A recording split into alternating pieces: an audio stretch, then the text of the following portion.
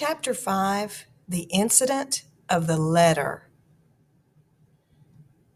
It was late that afternoon when Mr. Utterson found his way to Dr. Jekyll's door, where he was at once admitted by Poole and carried down by the kitchen offices and across a yard which had once been a garden to the dingy, windowless building which was indifferently known as the laboratory or the dissecting rooms.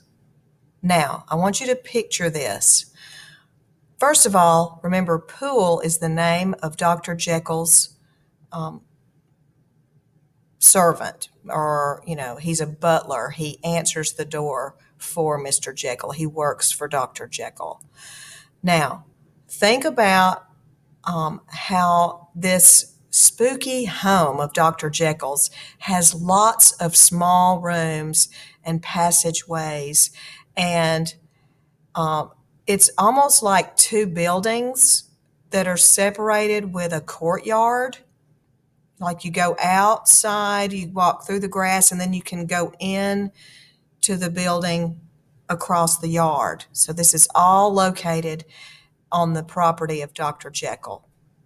And Utterson is being taken to the lab, otherwise known as the dissecting room. This is the place where Dr. Jekyll did his scientific experiments as a doctor. Doctors in that day had to do a lot of things to figure out how to treat patients, because there was no medical technology. And so the doctors were scientists. They were conducting experiments to determine how to treat patients. And so they had labs or laboratories, otherwise known as dissecting rooms, because they would take body parts from dead people and dissect them to study them so they could learn how to better treat people. Okay? A fire burned in the grate. A lamp was set, lighted on the chimney shelf, for even in the houses the fog began to lie thickly, and there, close up to the warmth, sat Dr. Jekyll, looking deadly sick.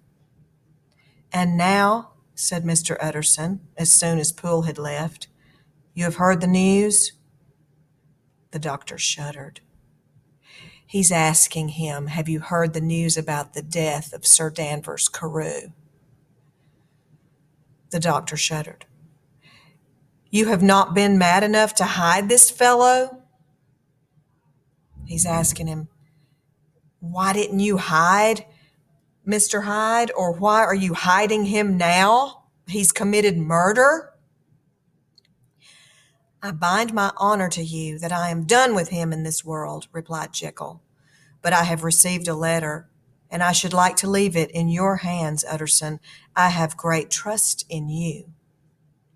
The letter was written in an odd, upright hand and signed Edward Hyde. The lawyer liked this letter well enough. It put a better color on the intimacy than he had looked for, and he blamed himself for some of his past suspicions. So apparently this letter kind of led you inside the mind of Edward Hyde, where Utterson was unable to go before. So he was able to learn a little more about him through the letter. And he felt guilty for maybe feeling so negative toward Hyde. Presently, Utterson sat on one side of his own hearth with Mr. Guest, his head clerk, upon the other, and midway between them a bottle of old wine that had long dwelt unsunned in the foundations of his house. The glow of hot autumn afternoons on hillside vineyards ready to be set free and to disperse the fogs of London. So notice the scene has changed. First we were at the lab, and now it says presently Utterson was on his own hearth, meaning he is back at home sitting at his fireplace with Mr. Guest, who is his clerk. It's like a law clerk or a paralegal. The man works for Mr. Utterson. Guest was a great student and critic of handwriting. The clerk, besides, was a man of counsel. "This is a sad business about Sir Danvers," he said. The man, of course, was mad. "I should like to hear your views on that," replied Utterson. "I have a document here in his handwriting. Here it is, a murderer's autograph, and beside it a second note, from my friend, Dr. Jekyll."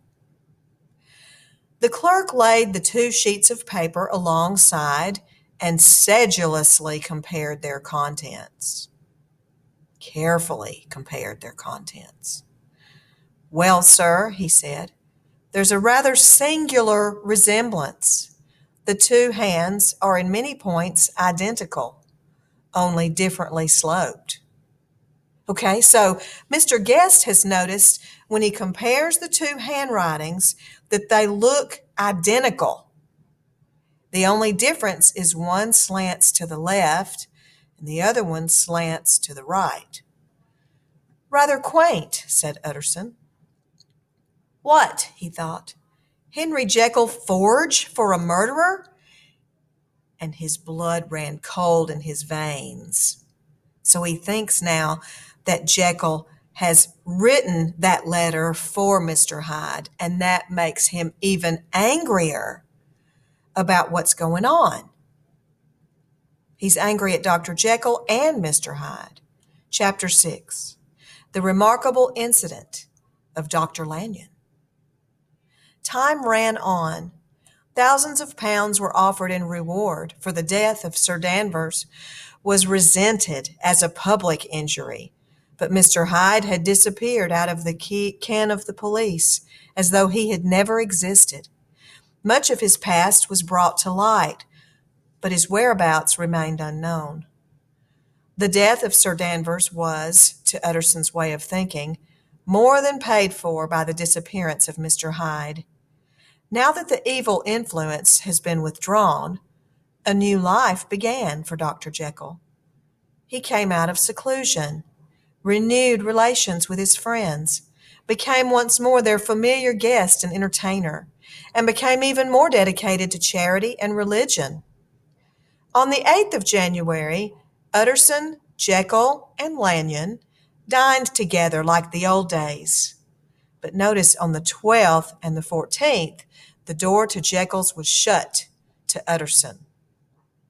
4 days later, all of a sudden, Jekyll wouldn't let Utterson in. So Utterson went to see Lanyon and was shocked to find Lanyon much changed in appearance. He had his death warrant written legibly on his face. The rosy man had gotten pale. He had lost weight. He was visibly balder and older, and yet it was not so much the physical decay that alarmed the lawyer, but it was the look in Lanyon's eyes that showed a deep-seated terror. "I have had a great shock," said Lanyon, "and I shall never recover. It is a question of weeks." "Jekyll is ill too," observed Utterson. "Have you seen him?" But Lanyon's face changed, and he held up a trembling hand. "I wish to see or hear no more of Dr. Jekyll," he said in a loud, unsteady voice. "I am quite done with that person, and I beg that you will spare me any allusion to one whom I regard as dead." Utterson went home and wrote to Jekyll to find out what had taken place between Lanyon and Jekyll. Jekyll's response was that he did not blame Lanyon for what happened, but that it was the best that they see each other no more. Jekyll said he would henceforth live a life of seclusion, and his door would never again be open to anyone, even Utterson. So he says, after this incident with Dr. Lanyon, Jekyll says he's never going to come out of his house again. He's going to be a recluse, a life of seclusion, and his door will never be open to anyone. 3 weeks later, Lanyon was dead. After the funeral, Utterson opened a letter that Lanyon had bequeathed him upon his death, that was only to be opened upon Lanyon's death, and destroyed if Utterson outlived Lanyon. The outside of the letter read that it should only be opened until the death or disappearance of Dr. Henry Jekyll. Mr. Utterson wanted to disregard the warning and dive at once into the mystery, but decided that he would uphold Lanyon's wishes and not open the letter, because it was not supposed to be opened unless Dr. Jekyll was either dead or gone. Utterson still tried to visit Dr. Jekyll, but was never allowed to enter his home. Slowly he began to visit less and less.